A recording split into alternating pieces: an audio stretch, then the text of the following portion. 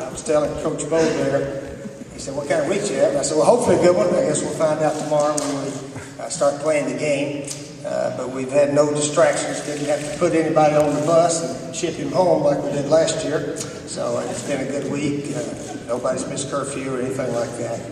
So hopefully our guys will be ready to play our best. At our best, it'll probably take to beat Nebraska. Very good, solid team, 9-3, and always a very difficult opponent to try to beat. They don't beat themselves, play fundamentally very well, and that's what we need to do if we're going to really be in a ball game with them.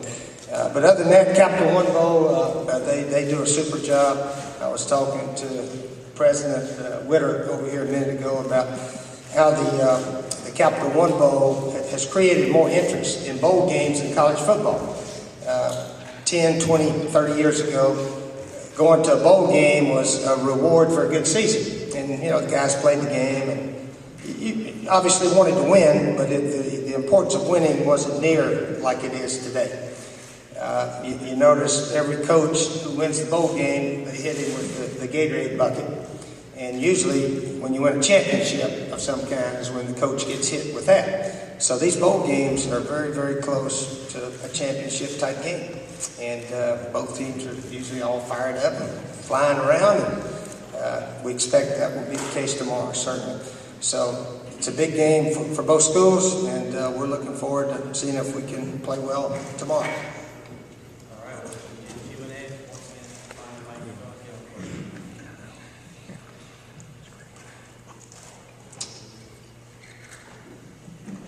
Yeah, good question there. Connor Shaw's had a good week of practice and throwing the ball around pretty well.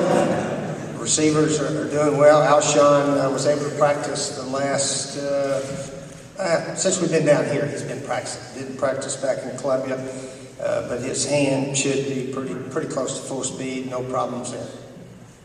Steve, what's your sense of how much you can get out of Kyle Nunn tomorrow? Can get out of who? Kyle Nunn. Kyle Nunn, correct. Kyle Nunn's going to start at left tackle and go as long as he can go. Kyle's a young man, for you Nebraska people, that had back surgery in the middle of the season. His last game was against Vanderbilt, I think about the 4th game of the year. So he's rehabbed. I don't know how good his stamina conditioning will be, but he'll go as long as he can there at left tackle. So Kyle's excited to be playing. He's a 5th-year senior. Was no way to get the medical red shirt, so he's excited to be playing. Steve, will DJ be able to play? Yeah, DJ was able to practice the last couple of days. He's got that sprained foot that he doesn't practice a lot, but he's able to play in the games. So he's had 3 or 4 weeks to help it heal up a bit, and he's scheduled to start.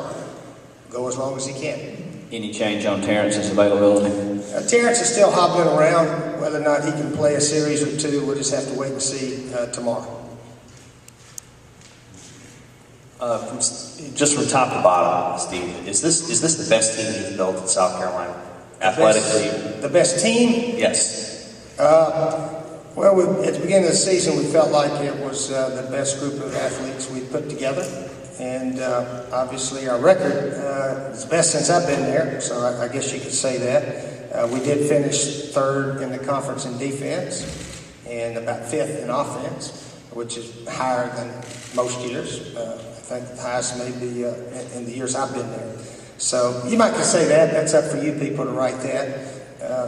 Usually as coaches, we like to sort of say one of the best. And obviously, if we're successful tomorrow, it will go down in history books as the best. No question about that. Whether or not talent-wise or this, that, and the other, it's the best, you never know. But a lot of times, some teams might not have as many first-round picks or NFL guys, and they achieve more. So I really believe this team has achieved just about the most it possibly could, and hopefully we'll find out tomorrow.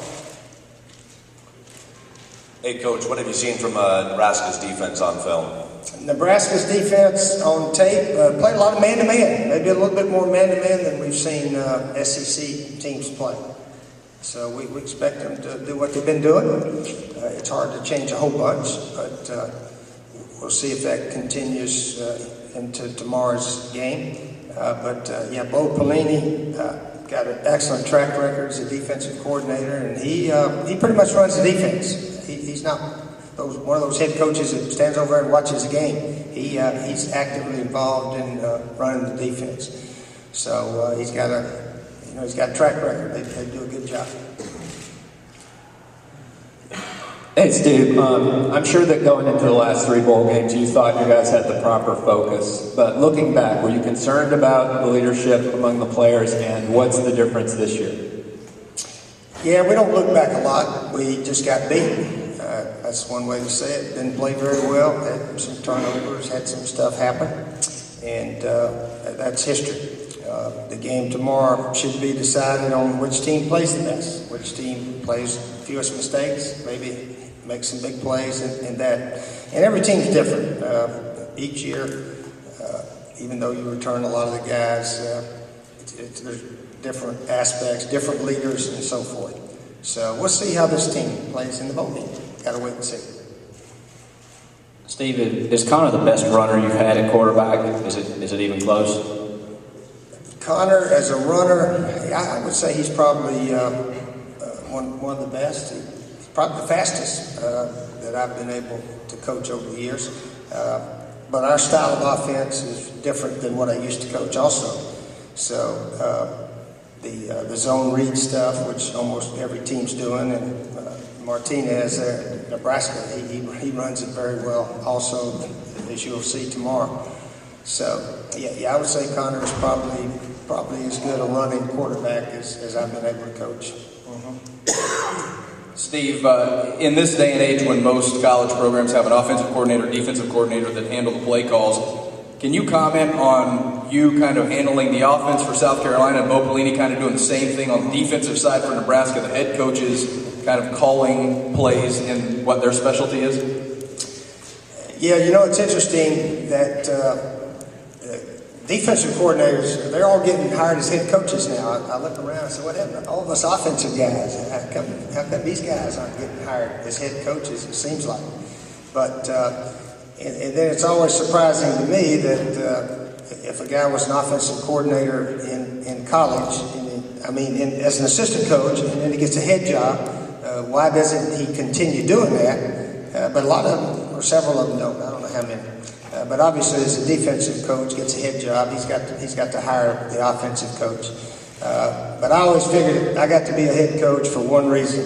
The offenses we had at Duke in 80, 81, 82 were pretty good, and that's the reason I got to be a head coach. So if I could hire somebody I thought was better at doing it than I could, then I would do that. And at times I sort of say, hey, you call the plays. And then by halftime, I usually take over because I don't know, it's just not. But anyway, if it goes bad, I want it on me. I don't want to blame the assistant coach. And sometimes it goes bad, as we all know. Coach, Bo Pelini was talking just a little bit about, your style of coaching and what he knows about you. I guess, what do you know about Bo over the years and what he's been able to do? Yeah, I haven't been around Bo that much except this week, to tell you the truth. But he grew up in Youngstown with all the Stoops brothers. And I was talking to my wife. I said, all the Stoops brothers and Bo, they're all defensive coaches. They're all these hyper guys out of Youngstown. I don't know if they teach offensive ball up there in Youngstown. I'm trying to find one of those guys. But just knowing him a little bit through the Stoops brothers and so forth, I know of him, and able to spend a little time with him this week. Not a whole lot. In fact, I really have enjoyed this bowl week. The Capital One folks have not scheduled a whole bunch of events at night for the teams and so forth. So we've had a lot more free time than most of the bowl games.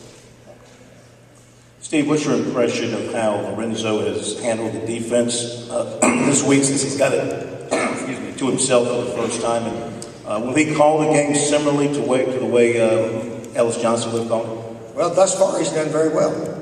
Thus far, and we'll find out tomorrow how well it goes. But we got about all of our guys healthy and ready to play. I think we got a decent game plan, and again, we got to go play it. But the main thing is to try to get our guys in position and let them go play. And that's what we've done pretty well most of the year, is not have any confusion. And Lorenzo and we think a lot alike philosophy-wise, coverages and stuff like that. We're on the same page. So I think over the long haul, he's going to do a very good job. Steve, you mentioned earlier about a win tomorrow, and it's the greatest season, for USC ever with 11 wins. But also, what will it do as far as sustaining the momentum of what you've been able to do these past 2 seasons? Well, again, let's don't get ahead of ourselves. We haven't beaten anybody in a bowl game in a long time. We haven't won anything tomorrow. We'll wait till after tomorrow before we start looking ahead.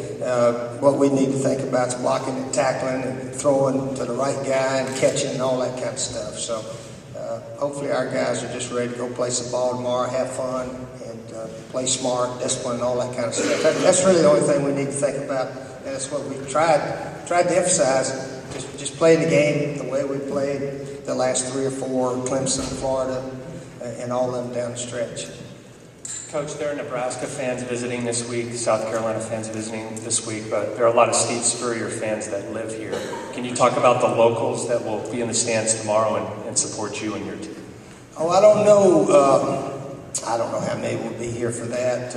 I know that my buddies here that are Gators have not bought their tickets to go to Jacksonville, but they're not coming this game either, so I don't know how many Gators are going to be here. But if they are and pulling for us, we appreciate it. But other than that, we'll have plenty of Gamecock fans here. I think we sold just about all of our tickets, so we're excited about the Gamecocks being in the stands. Steve, a little off topic as we get closer to the Alabama LSU rematch. You were involved in one of those for the national title. Is there anything different about preparing for a rematch game when the stakes are so high? And are you a fan of that? The rematch game, well, it's the way we do it in college football, as you know, without a playoff system. They rank them down and the top 2 teams play. And those are the top 2 teams. But yeah, I think that game's a toss-up game going in. And can LSU keep doing it time after time after time? If they do, they really deserve to be known as one of the great teams of all time, because LSU has beaten a lot of good teams. If they don't look overly impressive at times, like the first half against Georgia, but in the long run, they have really been a dominant college football team this year. So if they can do it one more time, you got to give them credit. Going down the history books as one of the all-time greats, I think, if they can. Steve, this is probably a follow-up to the Connor Shaw question earlier, but what kind of remnants of some of that old Florida stuff's in your offense these days, and knowing how defenses have changed, what's the level of difficulty to try and maybe do that full time now if you did? Well, we've got good assistant coaches, and Sean Elliott, our offensive line coach, really brought sort of the zone reads, some run plays that we're doing now. And obviously, if your quarterback can run with the ball, it gives you don't have to block one guy, sort of. So it's really, I think, the wave of the future. I really do. I think this kind of offense is better maybe than what we used to do. The defenses are all over the place now, and I think you really need to be able to run the ball effectively. Certainly, we do in the SEC to be successful. So he pretty much puts the run game together, and I send them in, and my son Steve Jr., G.A. Mangus, we all sort of put the pass game in together and go from there. So I got a lot of excellent assistants that help out with the offense. Coach, there were times this week where you said the team wasn't as sharp as it needed to be. Maybe there's so many other things going on when you come down here. Do you feel like you've got that remedy and that their focus is where it needs to be and they're going to be able to play the best game tomorrow? Well, that was that one day. The next day we were a little sharper. First day down here, thought we were pretty sharp. Next day, a little sloppy. Next day, maybe got it back a bit, but who knows? Hopefully we'll wake up tomorrow morning and everything will be clicking.